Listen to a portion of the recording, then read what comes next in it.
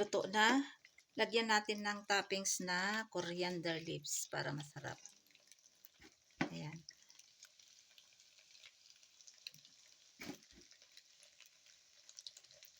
Turn off na natin yung flame.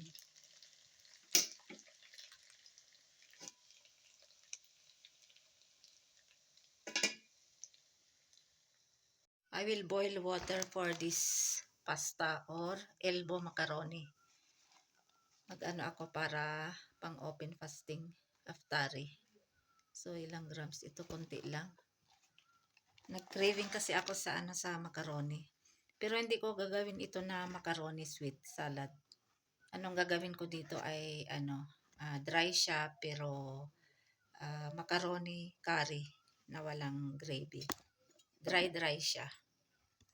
Kasi dito common ang ganito na luto, yung hindi sweet. Hindi sweets ba? So lagyan ko ng oil. Ayan. Check natin kung ano na.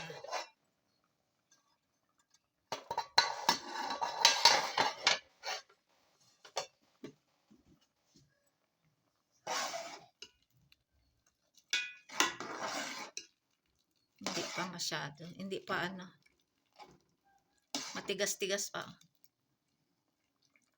Ayan, check natin kung ano na. Okay na. So ito okay na ito. I-turn off na natin ang flame. Ayan, turn off na natin ang flame tapos strain.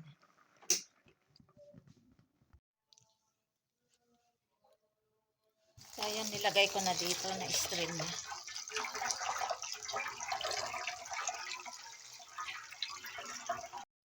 Now let's start saute first onion.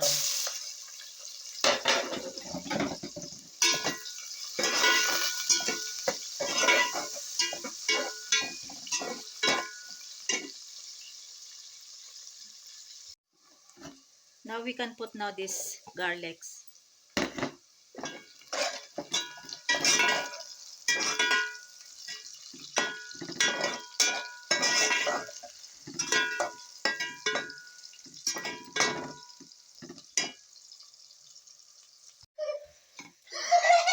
Ayan, nilagyan ko ng chili powder, 1 teaspoon, turmeric powder, 1 teaspoon din, and then salt.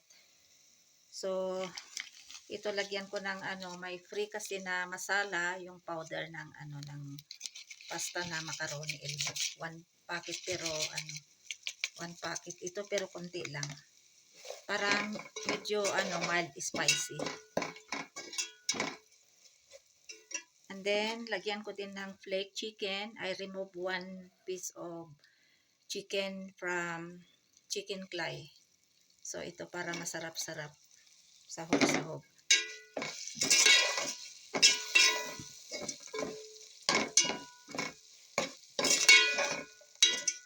Maaga akong magluto para hindi rush mamaya kasi mamaya magluto ako ng vegetable curry. So, ito, lulutuin ko na lang ngayon para when there is time for iftari or open fasting, ipainit na lang. Then, mamaya, magluto ako ng yun nga, mixed vegetables. And then, pakora, then chapati. So, wala na akong time mamaya. Kaya, mas maganda yung yung ready na. Papainit na lang pag open fasting. Little bit water here. So now we can put now this boiled macaroni pasta, elbow macaroni. Ayan. If you have this capsicum or yung green bell pepper, you can add also, but I don't have available, so only this one. Ayan.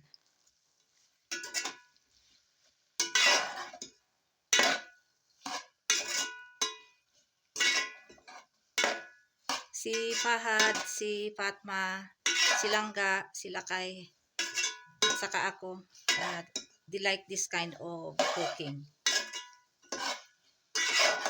Hinahanda ito pag pag may kasal, and then if you have some visitor, ito din yung hinahanda. Ayan. Malapit nang maluto. Cooking elbow macaroni or pasta for open fasting or iftari. Ayan.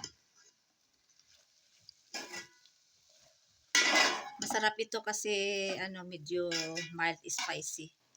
Nag-craving kasi ako ng macaroni kaya ito ginawa kong curry.